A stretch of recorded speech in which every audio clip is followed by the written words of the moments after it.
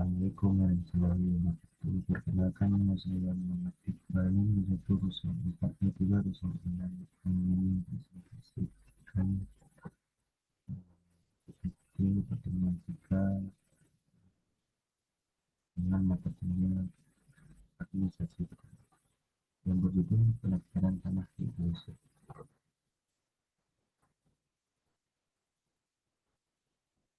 Pendaftaran tanah adalah suatu kegiatan administrasi yang dilakukan pemerintah terhadap hak atas tanah, baik dalam pengenalan hak ataupun pemberian dan pengakuan hak baru. Kegiatan pendaftaran tersebut memberikan suatu kejelasan atau status terhadap tanah. Pendaftaran tanah baru dimuat dalam pasal 1 muka 1 Peraturan Pemerintah Nomor 24 Tahun 1997. Pendaftaran tanah adalah rangkaian kegiatan yang dilakukan oleh pemerintah secara terus-menerus berkesinambungan dan teratur, meliputi pengumpulan, pengolahan, pembukuan, dan pengujian serta pemeliharaan data fisik dan data yuridis dalam bentuk peta dan daftar mengenai bidang tanah dan suatu satuan termasuk pemberian surat tanah bukti hak bagi bidang-bidang yang sudah ada haknya dan memiliki pemilik atas satuan rumah susun serta hak-hak tertentu yang melibatnya. Selanjutnya, dasar hukum pendaftaran tanah terdapat dalam Undang-Undang Nomor 5 Tahun 1990 tentang Peraturan Dasar Pokoknya Agraria yang diundang pada tanggal 24 September 1960 yang dikenal dengan UUPA, merupakan pelaksanaan pasal 33 ayat 3 Undang-Undang Dasar 1945. UUPA merupakan landasan bagi pembangunan hukum agraria guna memberikan jaminan kepastian hukum bagi masyarakat sehingga dapat mencegah adanya sengketa tanah. Sebelum berlakunya UUPA, hanya bagi tanah yang duduk pada hukum barat, misalnya hak Airbnb, hak airpark, hak obstan, dilakukan pendaftaran tanah yang tujuannya untuk memberikan jaminan kepastian hukum dan kepada penegangnya diberikan tanda bukti dengan foto akta yang dibuat oleh pejabat.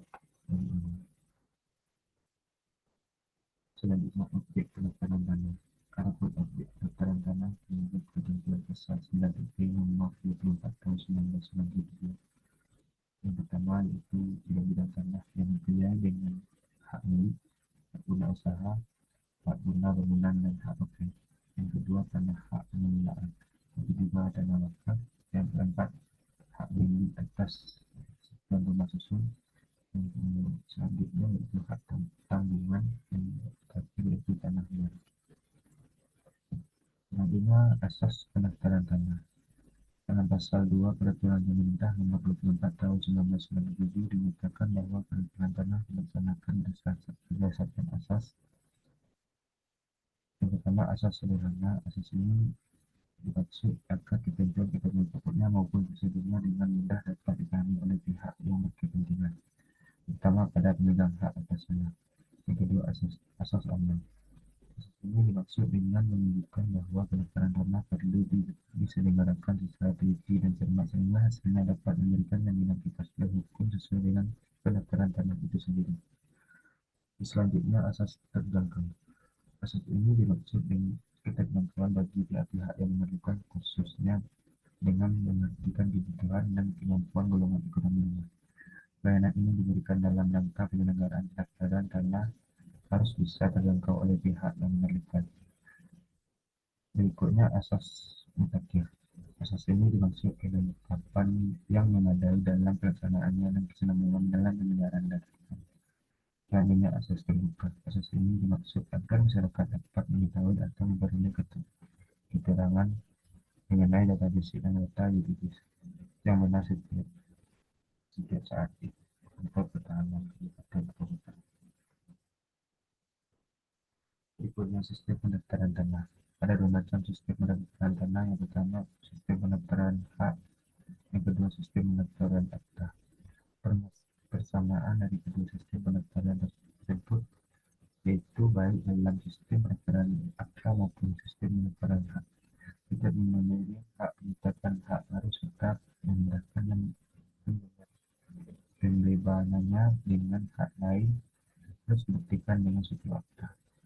akta tersebut dimuat data yuridis tanah yang bersangkutan antara lain pemegang haknya, penerima haknya, dan apa yang digunakan. Dalam proses sistem data tersebut, akta merupakan sebuah data yuridis. Perbedaannya itu pada sistem pendaftaran akta, pendaftaran berarti mendaftarkan peristiwa hukumnya yaitu pembayaran hak dengan cara pendaftaran hak. Akta itulah yang daftar oleh pejabat pendaftaran dana yang bersifat pasif. Ia tidak melakukan pembunuhan kegiatan dana yang disebut dalam akta yang didaftarkan. Yang berikutnya pada sistem pendaftaran hak, pemegang hak yang terdaftar adalah pemegang hak yang sah menurut hukum sehingga pendaftaran berarti mendaftarkan status seseorang sebagai pemegang hak atas nama. Tidak penciptaan hak baru dan perbuatan-perbuatan hukum yang menimbulkan perubahan kemudian juga harus dibuktikan dengan suatu bukti. Tetapi dalam penyelenggaraan pendaftarannya bukan kita yang didaftarkan melainkan haknya yang diciptakan dan perubahan-perubahan kemudian kita hanya merupakan sebuah catatan. Dalam sistem pendaftaran hak, pejabat pendaftaran hak bersifat aktif. Sebelum dilaksanakan pendaftaran hak oleh pejabat pendaftaran tanah dilakukan pengujian kebenaran data yang dimuat dalam akta yang ditetapkan. Syarat pendaftaran tanah. Bagi seorang yang ingin mendaftarkan tanah untuk mendapatkan pengakuan hak milik tanah sebidang tanah, pendaftaran pertama kali persyaratan umum yang harus dipenuhi adalah formulir permohonan yang sudah diisi dan ditandatangani pemohon atau kuasanya di atas materai cukup. Yang kedua, surat kuasa apabila dikuasakan. Yang ketiga, fotokopi identitas seperti KTP atau KK pemohon atau kuasa apabila dikuasakan yang telah dicocokkan dengan aslinya oleh petugas loket. Yang keempat, asli bukti perolehan tanah atau alas hak. Yang kelima, asli surat bukti pelepasan hak dan pelunasan tanah dan rumah atau rumah golongan 3 atau rumah yang milik pemerintah.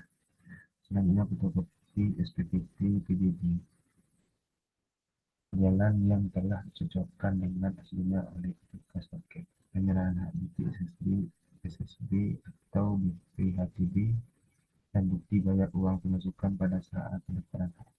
Selanjutnya, melakukan bukti SSB atau BPH sesuai dengan perintah. Sekian presentasi kali ini. Assalamualaikum warahmatullahi wabarakatuh.